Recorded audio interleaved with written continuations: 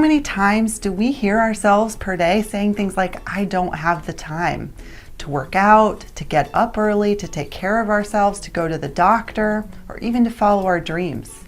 And I get it. I've said it before too. You're overwhelmed by all the stuff that you have going on in your world. Your life is stuffed to the brim, often scheduled out, double booked, zero white space in your calendar.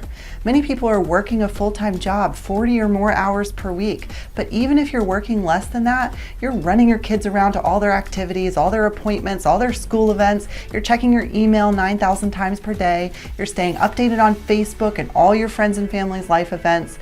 You're cooking the meals, you're cleaning up the house, you're doing the homework with the kids, you're doing housework, you're getting laundry done, and somehow you still have time to put clean sheets on the bed. With all of that stuff on your plate, how could you possibly have time to add anything else? So I get it, and I've been there too. The truth is though, time is a tricky thing. See, we all get the exact same 24 hours in a day, and we choose how we're going to use this time. Oftentimes though, we say things without realizing that we're actually making a choice and choosing not to do something else. Time is the great equalizer. We don't all have the same amount of money. We don't all have the same looks. We don't have the same height. We don't have the same opportunities, and we're not born into the same families.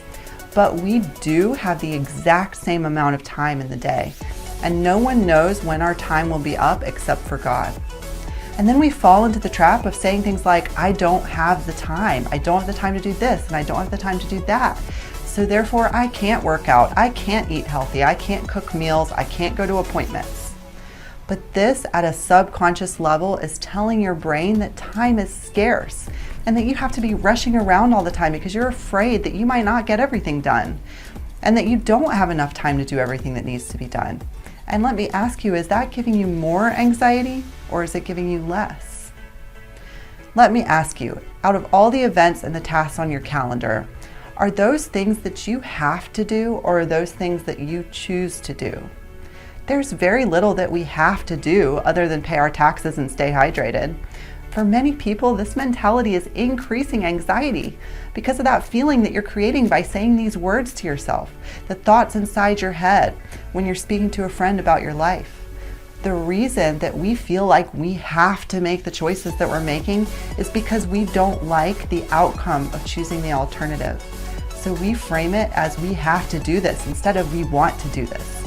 You could absolutely choose not to work. You could also choose not to do the homework with the kids. You could choose not to spend time with your spouse, not to pay your bills, not to put together a budget, and not check your bank account. You could choose not to check on your family or friends, not to check Facebook, not to go to any events scheduled. In fact, you could choose not to do anything at all except for eat, drink, and sleep. You just don't like the outcome of those choices. So you choose things that might make your life better instead of worse. You choose to work a job and empower yourself by providing for your family so that you can do more things with them. You choose to be involved in your church or in the community so that you can have friends and family to lean on. You choose to check on the people you love and to spend time with them and your family and friends so that you can have that deep emotional connection. And you choose to keep your house straightened, to do the laundry, to cook the meals for your family, because it makes you feel good to have a clean space, clean clothes, and a happy and healthy family. Words are very powerful for the subconscious, and they can mean the difference between feeling like that calm and peaceful person that you want to be, or feeling anxious and overwhelmed with the constant task.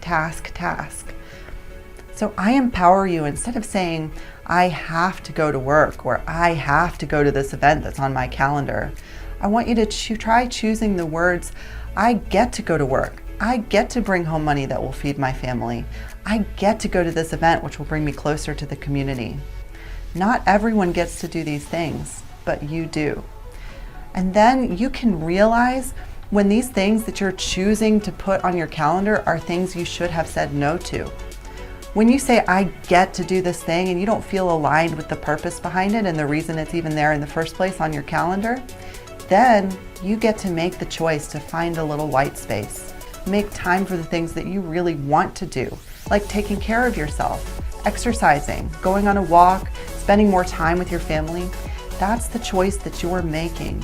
and you get to choose what empowers you and add something to your life. To get more tips on how to overcome your anxiety, click the link around this video to join my free Facebook group, or go to facebook.com/groups/anti-anxiety.